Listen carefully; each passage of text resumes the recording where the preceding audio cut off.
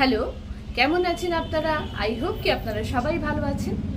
আজকে আমরা যে সাবজেক্টটা নিয়ে আলোচনা করব সেটা হচ্ছে টার্ম ইন্স্যুরেন্স। মানে আমরা যেটাকে বলি পিওর ইন্স্যুরেন্স বলতে যেটা বুঝি সেটা আমাদের ফ্যামিলি কভার বা লাইফ কভারেজ। মানে সোজা সাপটা কথায় যদি আমি বলতে চাই সেটা হচ্ছে যদি আমার আনফরচুনেট ডেথ হয়ে যায় তাহলে আমার ফ্যামিলিটা কিভাবে সুরক্ষিত থাকবে বা ফ্যামিলির কভারেজটা কি করে থাকবে বা ফ্যামিলিটা আগামী দিনে অন্তত কিছু একটা সাপোর্ট পাবে যে টাকাটা পেলে তাদের স্ট্যান্ডার্ড অফ লিভিং বা গতানুগতিক জীবন যেটা সেটা স্মুথলি চলে যাবে। ওকে, তো আমি কাকলি দাস, কেডি ক্রিয়েশন ক্রিয়েটার। আপনারা জানেন আমি প্রতি সপ্তাহেই আসি আপনাদের কিছু না কিছু একটা বার্তা দিতে ফিনান্সিয়ালি প্রোটেকশনের জন্য। তো আজকে ওই বার্তাটাই দিতে এসেছি। তো আজকের ভিডিওটা একটু লম্বা হতে পারে, মন দিয়ে শুনবেন, কে জানে কোন পয়েন্টটা আপনার কাজে লেগে যেতে পারে। তো টপিকে চলে আসি যে আজকের সাবজেক্ট হচ্ছে টার্ম ইন্স্যুরেন্স।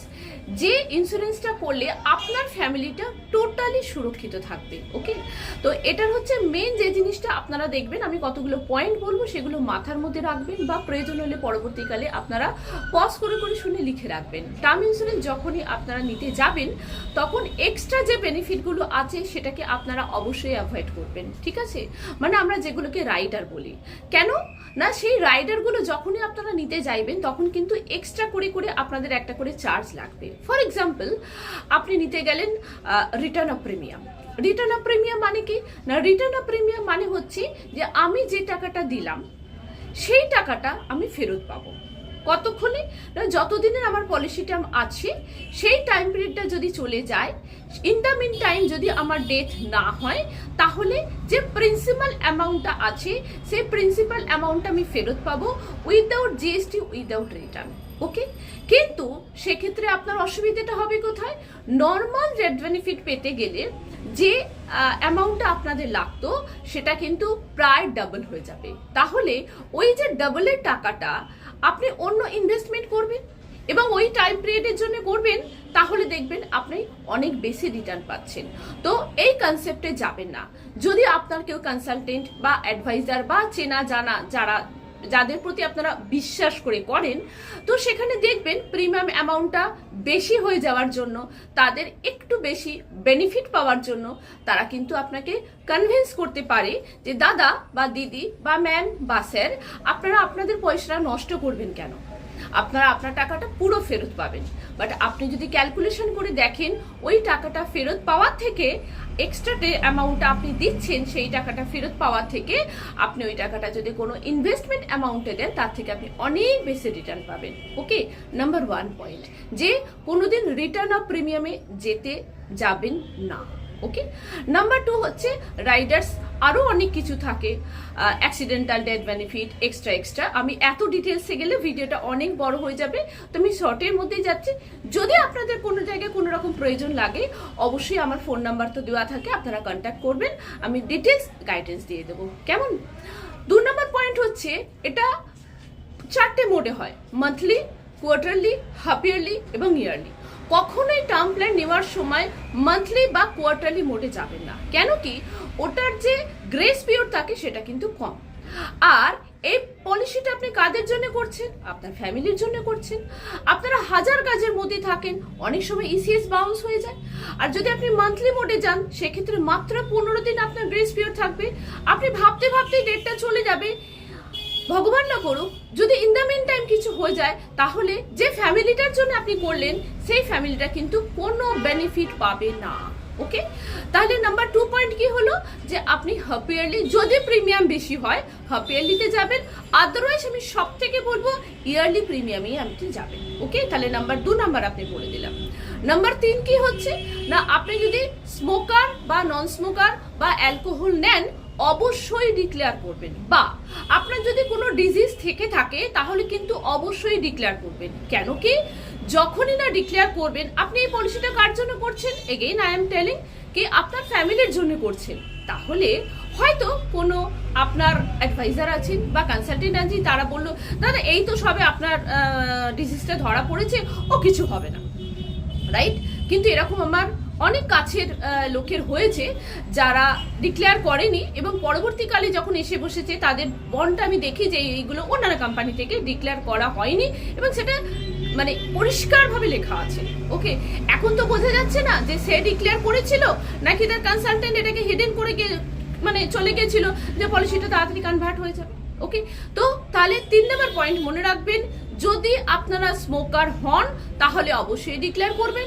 যদি আপনাদের মধ্যে কোনো রকম ডিজিজ থাকে, ফর এক্সাম্পল সুগার আছে, অবশ্যই টার্ম প্ল্যান যখন হয়ে থাকে তখন সমস্ত এক্সাম করিয়েই নেন, কিন্তু তাও আপনি কিন্তু নিজের থেকে অন্তত যেন ক্লিয়ার থাকেন যে আপনি সমস্ত কিছু ডিক্লেয়ার করবেন। আপনি যদি 6 মাস ছাড়াও একটা সিগারেট খান তাহলেও আপনি নিয়ে নিন, কেন কি আপনারা জানবেন স্মোকার এবং নন স্মোকারের মধ্যে কিন্তু প্রিমিয়ামের ডিফারেন্স আসবে, এবং তারা যদি চেক করে নেয় তো তাহলে ঠিক আছে, আপনাকে দিয়ে দিল। ওকে, আর যদি মনে হয় কি যে না তারা এক্সাম করে দেখা গেল কি যে না আপনি যেটা বলেছিলেন 6 মাস ছাড়া, অ্যাকচুয়ালি আপনি 6 মাস ছাড়া নেন না, আপনি ডেইলি স্মোক করেন, বাট আপনি ওটাকে হিডেন করার জন্য লুকিয়ে মানে করে গেলেন, বা আপনার যে অ্যাডভাইজার আছেন সে আপনাকে বললো দাদা ডিক্লেয়ার এখন করতে হবে না, যদি ধরা পড়ে তাহলে রেট আপ আসবে তখন তুমি দিয়ে দিও, আদারওয়াইজ হয়ে গেল। বাট আবার আমি বলছি, যদি ইন দ্য মিন টাইম কোনো অঘটন ঘটে তাহলে কিন্তু আপনি ক্লেম পাবেন না। ওকে, তাহলে 3 নম্বর পয়েন্ট কি হলো, যদি স্মোকার হন বা অ্যালকোহল নেন বা কোনো হিডেন ডিজিজ আছে তাহলে আপনারা সেটা অবশ্যই ডিক্লেয়ার করবেন। ওকে, 3 নম্বর পয়েন্ট। 4 নম্বর কি হলো না, যদি কোনো রকম ধরে নিন অনেক প্রফেশন আছে যেগুলো খুব ডেঞ্জার থাকে, সেগুলো আপনারা ডিক্লেয়ার করুন। অনেক সময় কি হয় তারা সেলফ এমপ্লয়েড দেখিয়ে দেয় যে না পলিসিটা কনভার্ট হবে না, এরকম তো এরকম কতগুলো ব্যাপার আছে। মোট কথা যেটা আমি বলতে চাইছি সেটা হচ্ছে কোনো কিছু টার্ম প্ল্যান নেওয়ার সময় কোনো কিছু উইদিন করবেন না। ওকে, আর 4 নম্বর পয়েন্ট যেটা আমি বলবো যে দেখুন অ্যাভারেজ মানুষের কি লাইফ এজ এখন আমরা যদি বলি 75 থেকে 80 বছর, তো চেষ্টা করুন এখন যারা আমার এই ভিডিওটা দেখছেন যত 25 বছর থেকে যত আপনারা এজ আছেন, চেষ্টা করবেন যত তাড়াতাড়ি এই টার্ম প্ল্যানটাকে নিয়ে নেওয়ার। ঠিক আছে, কি কেন কি না এই প্রিমিয়ামটা আপনার অনেক কম পড়বে। ওকে, তো সেই জন্য মাথায় রাখবেন যে প্রিমিয়াম বা এই পলিসি যত তাড়াতাড়ি আপনি নিতে পারবেন সেক্ষেত্রে আপনাদের বেনিফিট বেশি আছে। ওকে, কেন কি আমাদেরই এক স্যার বলেছিলেন যে এই কিছুদিন আগেই বাগনানে আমি একটা প্রোগ্রাম করলাম, সেখানে উনি বললেন যে ম্যাম আগে যদি আমি জানতাম তাহলে আমি অনেক প্রিমিয়ামটা আমার কম পড়ছে, এখন আমার 45,000 আমার প্রিমিয়াম পড়ছে। Whereas যারা 25 বছর তাদের এই প্রিমিয়ামটা কম পড়বে, 1,000-1,200 টাকা মান্থলি দিলেই হয়ে যাবে। নাম্বার 5 পয়েন্ট হচ্ছে যে আপনাদের মধ্যে এটার মধ্যে অনেকগুলো মানে পিপিটি থাকে। ফর এক্সাম্পল ধরে নিন আপনি সিঙ্গেল প্রিমিয়ামে নিতে গেলেন বা রেগুলার প্রিমিয়ামে নিতে গেলেন বা লিমিটেড প্রিমিয়ামে নিতে গেলেন। ওকে, তাহলে কি করবেন, আমার মতে আমি আপনাকে গাইড করব যে চেষ্টা করবেন যে যত তাড়াতাড়ি এই হেডেকটাকে ক্লিয়ার করে দেওয়ার। মেবি আপনি লং টার্মে নিতে পারেন, কিন্তু 60 বছর বা 65 বছর যত বছর টার্মেই নেন না কেন, তাহলে কি হবে আপনি কিন্তু অত দিন ধরে প্রিমিয়ামটাকে এটা টানতে হবে, হেডেক থেকে যাবে। ওয়ারেজ আপনি 5 বছর বা 10 বছরের মধ্যে যদি নিয়ে নেন, কমপ্লিট করে দেন আপনার পিপিটি মানে প্রিমিয়াম পেইং টার্মটা, তাহলে কি হবে আপনার হেডেক থাকবে না এবং তুলনামূলকভাবে প্রিমিয়ামটাও কিন্তু কম পড়ে। এটা ডিপেন্ড করছে ম্যান টু ম্যান, ভ্যারি করছে। তো এটা আপনাদের যেটা ভালো মনে হবে সেটা আপনারা করবেন, কিন্তু চেষ্টা করবেন যদি লিমিটেড প্রিমিয়ামে নেওয়া যায়। ওকে, আর কি আরেকটা লাস্ট আমি একটা বলছি কারণ সময়টা অনেকটা চলে যাচ্ছে, লাস্ট আরেকটা বলে যাচ্ছি যে অনেকগুলো দেখবেন ইনক্রিজ হতে, যেটা আমি আগে বলছি রাইডার নেওয়ার, যে আপনার 10% ইনক্রিজ থাকবে, 25% ইনক্রিজ থাকবে।